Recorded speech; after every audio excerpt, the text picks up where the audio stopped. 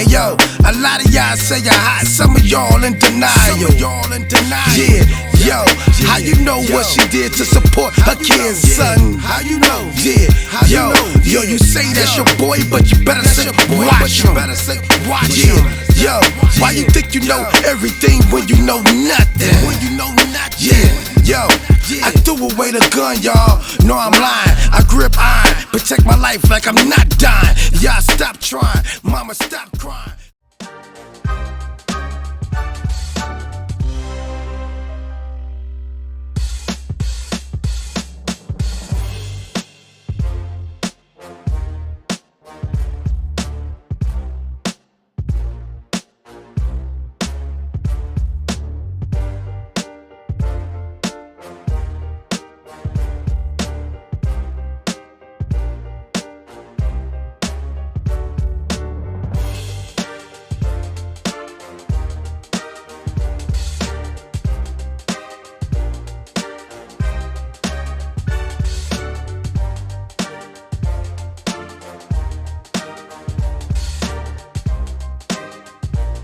Has he ever visited you at the place you laid your head? So let's be clear, because you lied in this. Let me tell you which one you lied in. Right here. I think you lied right here. No. This is the truth, Judge. And it is a lie. It is a lie. Cell phone data from Special Prosecutor Nathan Wade's phone appears to show he visited the neighborhood where Fulton County District Attorney Fani Willis lived at least 35 times in 2021. And this information appears to contradict testimony Wade gave in court last week. He said he visited Willis's condo no more than 10 times before she hired him on as special prosecutor in the election interference case in November of 2021. But cell phone data appears to show his phone connecting to nearby towers roughly 36 times between January and November of that year. The data is included in a filing from former President Donald Trump's attorneys. They want Willis and Wade to be disqualified over accusations that they enriched themselves through their work on this case. The data could prove a relationship began earlier than previously admitted in court. When did you start dating? When I started dating Mr. Wade, it was right around then. April 2022? 22. So we also learned that the judge has set a March 1st hearing over motions to disqualify D.A. Willis from this case, and it comes as Wade tries to block private testimony from his former attorney that could be critical in this case. Defense attorneys believe Terrence Bradley can confirm when this relationship began, but Wade is asking the judge to cancel further questions to uphold attorney-client privilege. We are also learning about 2 ethics complaints that are now filed against D.A. Willis. The Fulton County Board of Ethics will hear those complaints during a specially scheduled meeting that is set for March 7th. Of course, before Nathan Wade was hired as special prosecutor, showed he arrived at Fani Willis's house at 10:45 p.m. and stayed until 3:28 a.m., arrived back at his home at 4:05 a.m., and then sent a text to Fani Willis at 4:20 a.m. Now, look. Yeah, that's the "I made it home safe" text, right? This is Phil. This is to me what an affair looks like. Well, right? It does. He was still married. I think he was still living with his wife at this point. Because I'm like, why would somebody leave the house of their affair partner at 3:28 in the morning? And I don't know. I guess we'll find out eventually, maybe. But it certainly might be something someone who didn't want their wife to know they had left the house might do, because he did it again. The other example is November 29th to 30th, 2021. And he arrived at her home at 12:43 in the morning and stayed there until just before 5 a.m., 4:55 a.m. And remember, this is just comparing his known residence to that known location. That's the only 2 they looked at. If they start looking at other things, who knows what they're going to find. Think about his testimony and her testimony in court and how many times it was asked, did you ever cohabitate together and all this kind of stuff? And they were like, no, there was no cohabitating, no spending the night. Well, I guess it depends on what your definition of spending the night is. Because if you leave at 5 o'clock in the morning, maybe you say, well, it wasn't quite the whole night. I don't know. But we're splitting hairs. That is just not going to fly. But I'll play a little bit of that sound so people can be reminded. SOT 3 is that claim you just referenced. Watch. I have gone to a condo in Hapeville. Okay. So Hapeville. Yes, ma'am. So you have gone to a condo with Miss Willis in Hapeville. I have. Have you spent the night there? Never. Never spent the night. Never. Did Mr. Wade ever visit you at the condo that you leased from Miss Yurdy? He visited that condo, yes. He did. Yes. Did he ever spend the night at that condo? No. Just visited. Yeah, but he did visit for sure. Did anyone else stay with you at the Yurty condo, including Miss Yurty? Never. Miss Yurdy never lived in the condo. My word was stayed, not lived. Stayed with you at the condo. I guess I don't understand the distinction, but no one ever, I think my baby, my oldest child, I think she spent one night with me, maybe my oldest and my youngest.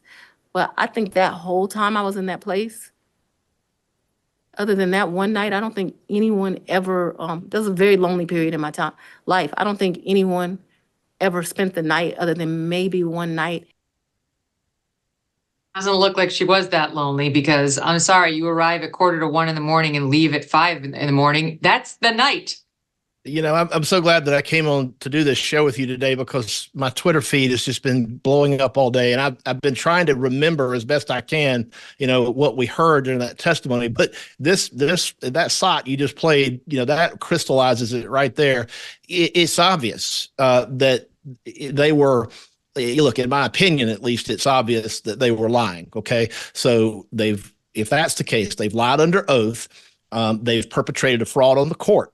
Okay, so we're now in very, very serious territory here. This is the kind of thing that the judge is really not going to have much choice. He's got to take some action now, because we can't have people playing these little word games like that when they're asked a straight question and they say, no, nobody ever stayed the night. Well, if they left at 5 a.m., that's spending the night in my book. Okay. Mm-hmm. And so they certainly were not forthcoming. They certainly left the wrong impression, tried to, at least, of what was going on. And so the question becomes, if they're lying about that, Megan, what else are they lying about? And that's when the whole thing ties together with the cash, the untraceable cash. The judge, if he finds that a witness has lied or is untruthful, he is entitled to disbelieve all of their testimony about everything else, and that includes the cash. I mean, and this is ignoring the big lie that we think they told, which is their affair did not begin before 2022. After she hired him. I mean, the reason whether he slept over and the number of texts and the number of phone calls is relevant is it doesn't sound like a platonic relationship. I practiced law for 10 years. I never had a co-counsel come over and spend the night from 1 a.m. to 5 in the morning. And I was a single woman for most of that time. Didn't happen. And there's a reason. So this is all sort of evidence of the big lie, which I believe they told, because they knew it stinks that she hired her lover, that she paid him more than she paid the other special prosecutors, and that she then benefited from it because he took her all over the world on this fat cat salary, at least versus what she'd be paying people who actually worked for her in the DA's office, and certainly what she was making. But I want to go back, because they were asked, it was very clear, and I sensed the same when they were getting cross-examined by Merchant and by Sadow. It was very clear they had these records when they were asking Fani and Nathan questions last Friday. And it's now, knowing what we know from this affidavit and these phone records, it's very interesting to watch the testimony, because Nathan knows, Fani knows, they know what the truth is, and watch them dance on these questions. Here's Fani being careful not to actually say exactly how many times Nathan Wade visited that condo. Again, now we know it was at least 35 occasions when he was there for an extended period. Watch. Could you give us an approximation of how many times Mr. Wade visited you at the condo between the time you moved in and prior to November 1 of 2020? I don't think often, but I don't want to speculate. Can we say more than 5, more than 10? I'm going to tell you the problem I'm having here. Let's say more than 10, but I'm not sure that that's even accurate. He certainly has come and picked me up, gone and grabbed some food to eat. I don't remember him being in that condo a lot. Okay, that's I'm sorry. You want a number, and what I don't want to do. giving me your is to current mess- and best recollection is all I'm asking for. That's all I can give you, sir. Okay, and now here's Nathan Wade, just for the audience, because the name is interesting. It sounded like Hateville, Georgia. I remember thinking that when last Friday, thinking, who would name their town Hateville? It's Hape with a P, like Paul, Hapeville. Here's Nathan Wade's commentary about the number of times he visited the condo. Your answer is yes. Prior to November 1st of 2021, you would have gone to the Hapeville condo and been there with Miss Willis, correct? Yes. And you would have been there, as you indicated, for many reasons, right? Yes. Can you give me, just list a few of the reasons? Miss Yurdi resided there, went to visit her, maybe went to talk about a document that I received. You would go to the condo to talk about a document that you received? Absolutely. Okay, go ahead. Absolutely. Any other reasons? None come to mind. None come to mind? No, sir. And would you say that was frequent? When I say frequent, do you think prior to November 1st of 2021, you were at the condo more than 10 times? No, sir. So it'd be less than 10 times? Yes, sir. So if phone records were to reflect that you were making phone calls from the same location as the condo before November 1st of 2021, and it was on multiple occasions, the phone records would be wrong? If phone records reflected that, yes, sir. They'd be wrong. They'd be wrong. Any other reasons why you would be in the Hapeville area on multiple occasions prior to November 1st of 2021? Let's see. The Porsche Experience is there. I'm sorry? The Porsche Experience is there. Okay, so that would have been one. Any other reason? Yes, sir. The airport is there. Airport in Hapeville. Yes, sir. Delta Airlines is Okay. headquartered there. Let's see. Restaurants there. Okay.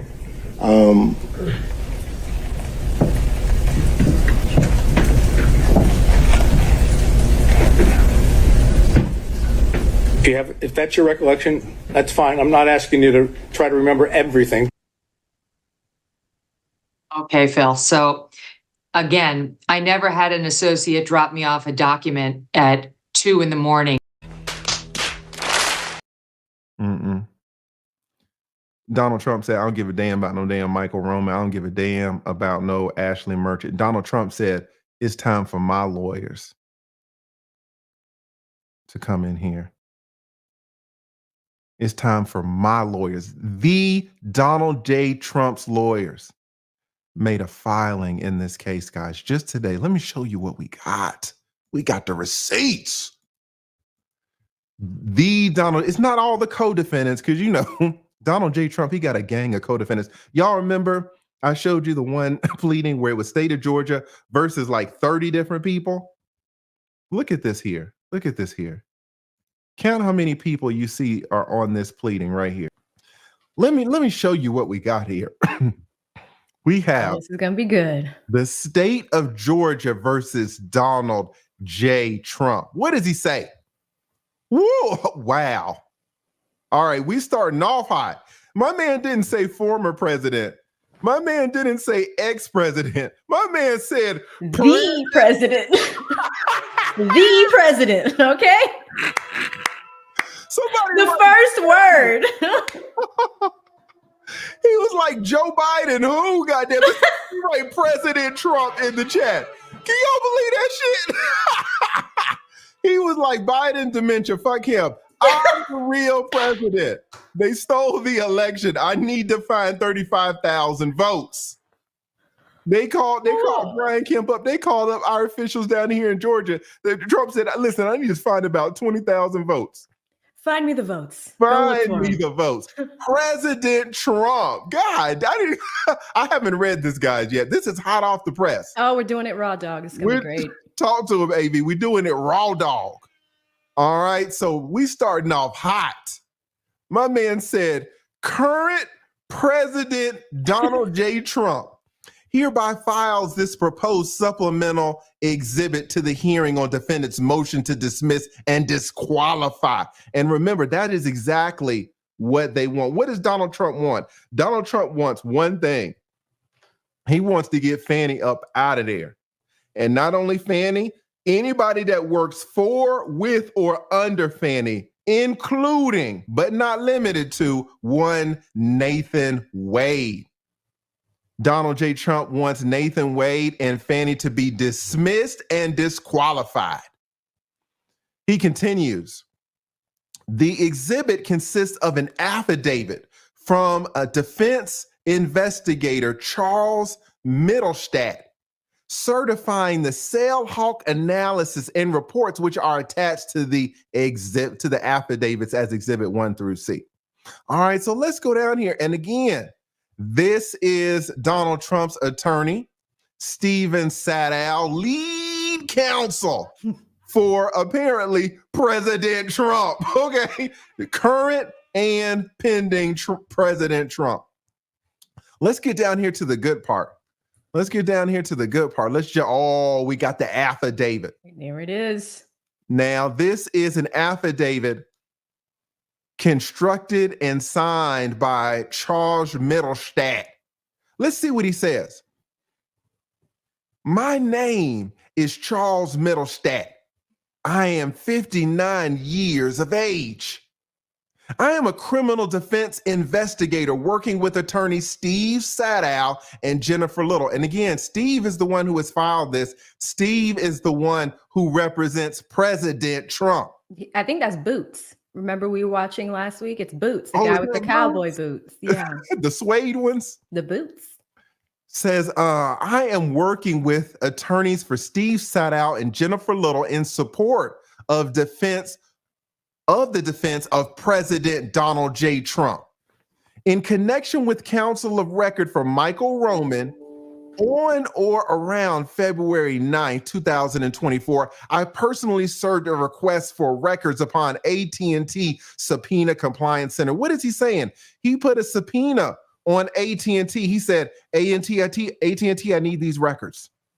I need records concerning one Fani Willis, and I need records concerning one Nathan Wade. He put a subpoena on him. Now I'll tell you, as an attorney who has been practicing for over 20 years, it is hard to get documents from these service providers.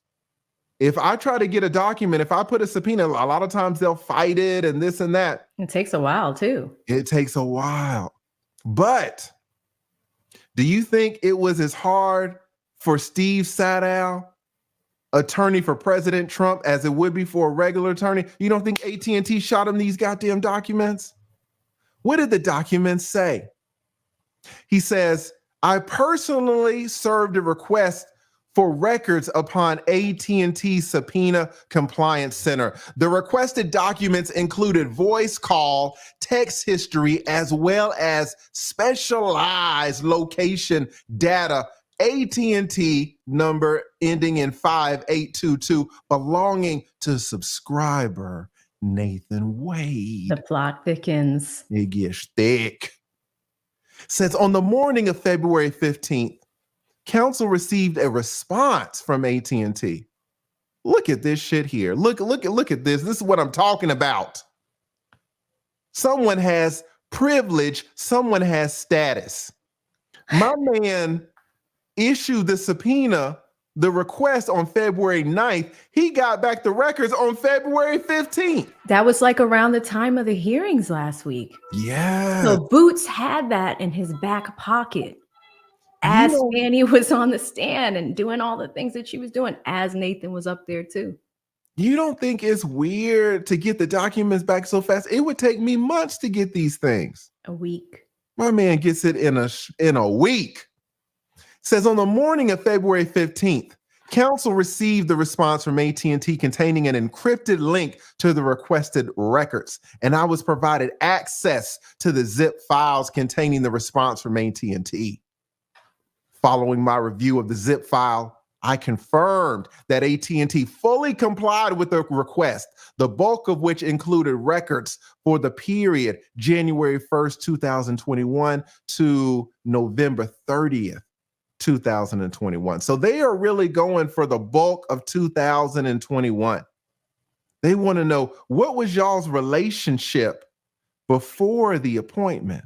What was y'all's relationship, Fani and Wade, before you gave Nathan this fat contract?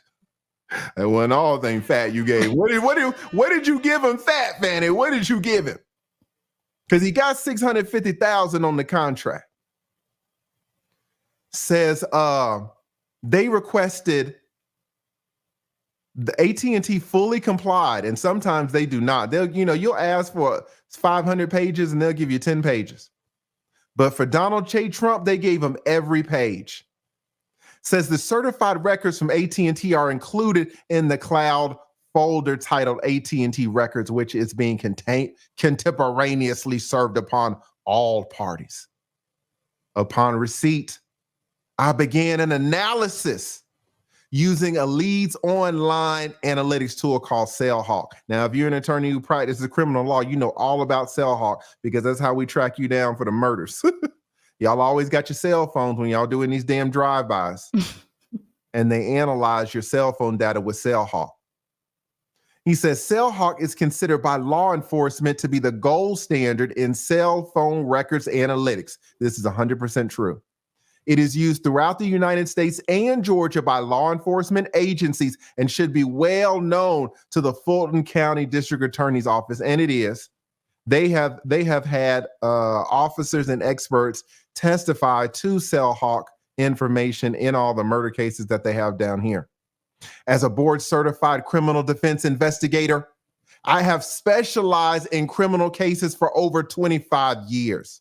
And I routinely use Cellhawk to conduct analysis on records, both on initiated subpoenas and those received in discovery. My firm was granted a license and completed training in 2019. Okay. I pay an annual licensing fee, and Cellhawk is the program I use exclusively to analyze such records. Guys, if y'all have ever seen any Cellhawk analysis, when you get to discovery, and you can't understand it. It's just numbers and formulas and algorithms and charts and tables. You don't know what the hell you're looking at. You have to be specifically trained to learn how to analyze and read the Cellhawk information. If you don't have that training, there's no way you can do it. I'm going to shout him out especially as well. When y'all bless me like this, though, let me jump right back in it. He says that he takes training, pays a licensing fee, and he continuously stays updated on how to interpret the information coming from Cellhawk. This gentleman, the investigator, says, since that time, my staff and I continuously attend webinars and remain up to date on training and the latest features available via Cellhawk Analytics. I have a strong working knowledge of its capabilities and limits, and I have extensive experience utilizing this program to analyze cell phone data. While I am not a cell phone tower engineer or expert, I have the equivalent experience and training of those individuals routinely tasked by law enforcement agencies or the district attorney's office with identical analysis responsibilities. He's qualified. Super qualified, right? He goes on. A cornerstone of the Cellhawk analytics tools is the inability to manipulate the data. Data is uploaded as received by the cell provider custodian. Once uploaded, it can be queried and examined in innumerable ways.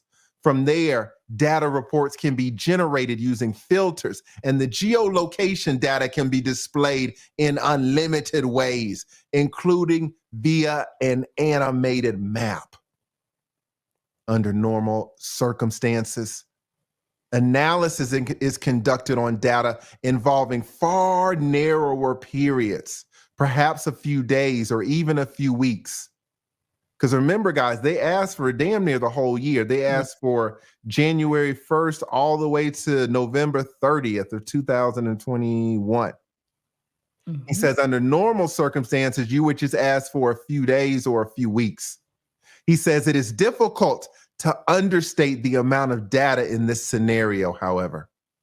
While the sheer size in no way impacts the ability to conduct the analysis, it did require a different approach in order to narrow down potential dates to explore. I began my analysis by focusing on two distinct reports. Here we go. Number one, generating a report attached as Exhibit A, isolating all interactions. This includes voice calls and text messages between Mr. Wade and Miss Willis during the period of available records in 2021. The dates, timing, frequency, and duration of these interactions are included as part of the report. The report revealed over 2,000 voice calls. My word. 2,000 voice calls and just under 12,000 text messages exchanged over the 11th month period in 2021. Wow. Guys, let's go back. So the report revealed over 2,000 voice messages and just under 12,000 texts in an 11-month period. So that's the first distinct report. Oh, there's more. Report number 2. And guys, listen, this is a condo, and all right, let me just say this. I didn't what do you call it? Redact this, because this was filed today. So this is filed in open court, so everybody can go see this address. No one should go to drive to this address. Fani doesn't live there anymore. All right, I think 2 Chainz is probably back there. Yeah, 2 Chainz. All right, so no one go to this address. Report number 2, focusing on geolocation activity near 3300 Dogwood Drive, Hateville, which was testified to by Miss Yurty as the address of her condo, and generating a report to reflect such activity. Given the urgency associated with the need to analyze this newly acquired data against the relevant testimony, I constructed a very conservative geofence which isolated 2 cell towers in close proximity to this address.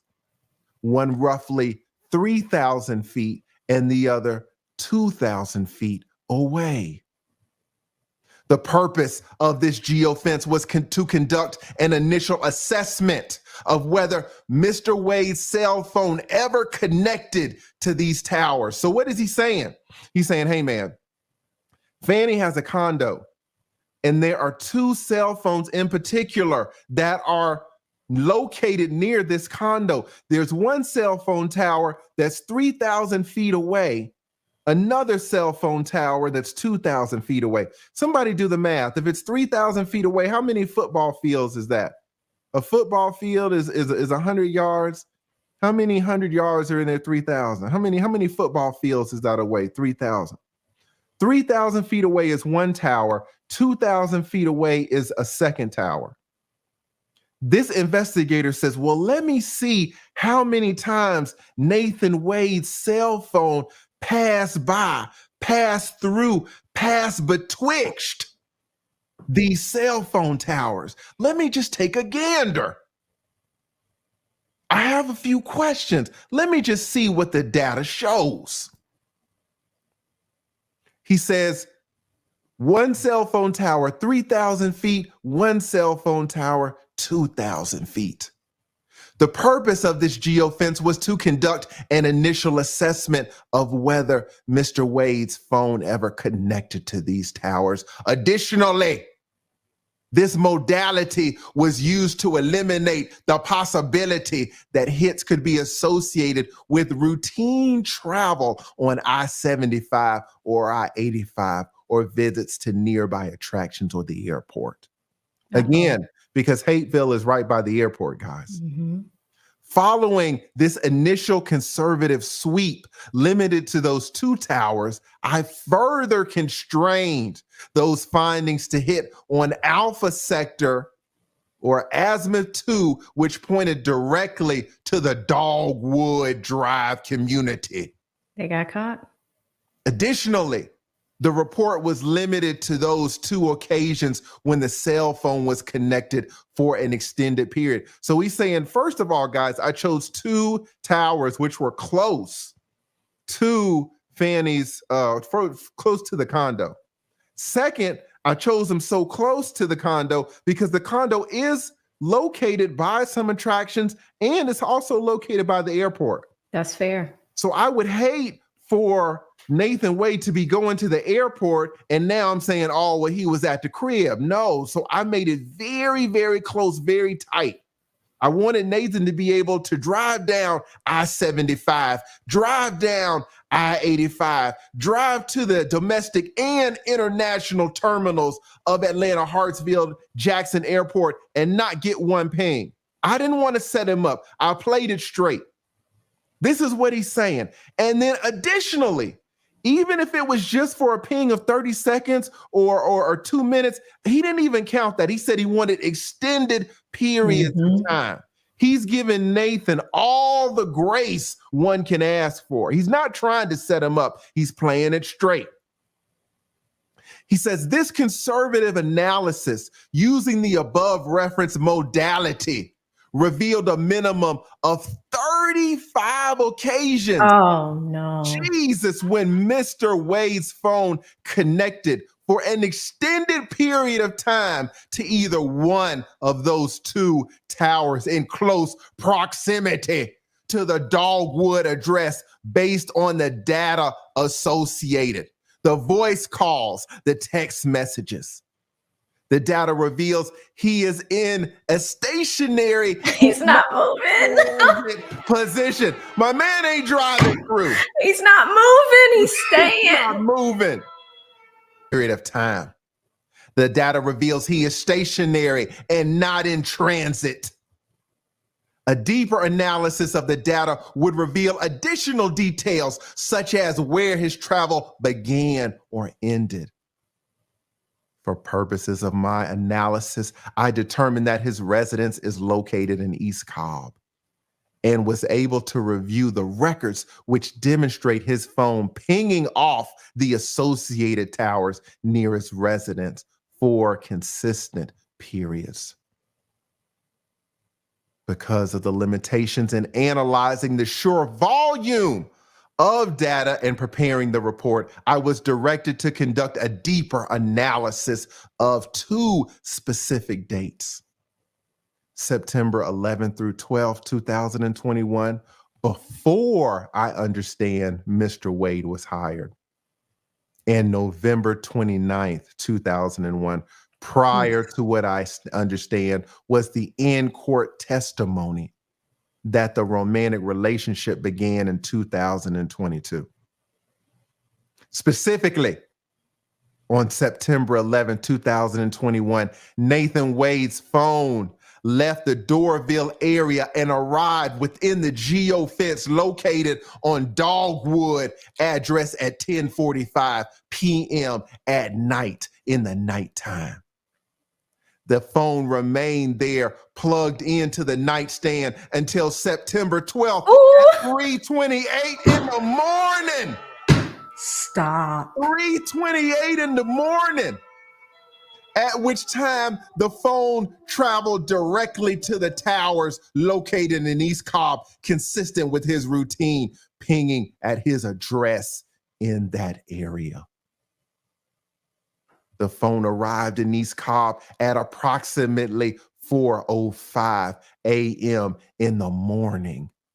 And the records demonstrate he sent a text at 4:20 a.m. I made it home. Miss Willis, baby, I made it home. I made it home. I just got home. That we know what that is. We know what that is.